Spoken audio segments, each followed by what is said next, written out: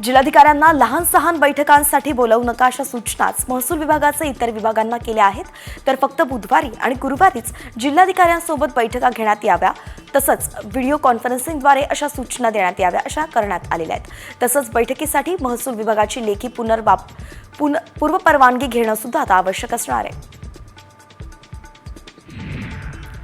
Torres घोटाळा प्रकरणी आर्थिक गुन्हे शाखेनं केली 7वी अटक केली आहे। नवी मुंबईतून ललन सिंग नावाच्या व्यक्तीला अटक करण्यात आली आहे। तर आरोपीनं तब्बल 13 कोटी रुपये ब्लॅकचे व्हाईट केल्याचा आरोप होतोय।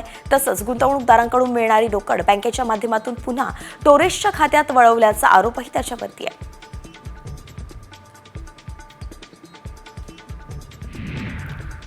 कोल्हापुरातील शिवाजी विद्यापीठाच्या नामांतराचा वाद पेटण्याची शक्यता आहे। हिंदू जनजागृती समितीनं शिवाजी असा एकेरी उल्लेख हटवा अशी मागणी केली आहे। तसंच छत्रपती शिवाजी महाराज विद्यापीठ असं नामांतर करा अशी मागणी केली आहे।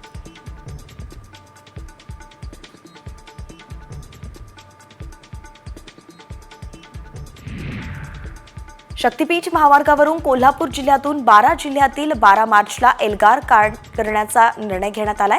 12 मार्चला शेतकरी आझाद मैदानावरती धडकणार आहेत। कोल्हापूरचे शक्तीपीठ विरोधी परिषदेत आझाद मैदानात धडक देण्याचा निर्णय आता घेण्यात आलाय।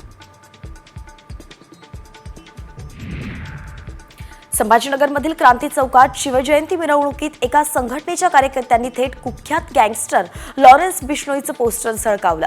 बिश्नोई गँग संभाजीनगरात हातपाय पसरवत असल्याचा अंदाज यातून वर्तवण्यात येतोय आणि अशाच प्रकारे गँगस्टरचं उदात्तीकरण कशासाठी करण्यात येत आहे असा सवाल नागरिकांकडून विचारला जातोय।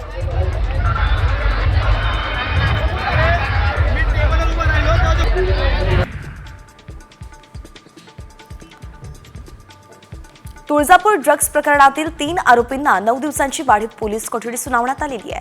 धाराशिव न्यायालयाकडून आरोपींना पोलीस तपासासाठी वाढीव कोठडी देण्यात आली आहे। तसंच ड्रग्ज प्रकरणामध्ये 72 तासात लेखी अहवाल देण्याचे आदेशही पालकमंत्र्यांनी दिले आहेत। तुळजाभवानी देवीच्या मंदिरामध्ये 4 पट वजनाचा कळस बसवल्यानं त्याचा लोड गाभाऱ्याच्या शिळांवरती आलाय आणि त्याला आता तडे गेलेत असा खुलासा धाराशिवचे पालकमंत्री प्रताप सरनाईक यांनी केलेला आहे। सरनाईक यांनी पुरातत्व विभागाचे अधिकारी, जिल्हाधिकाऱ्यांसह मंदिराच्या गाभाऱ्याची पाहणी करत ही माहिती दिली आहे।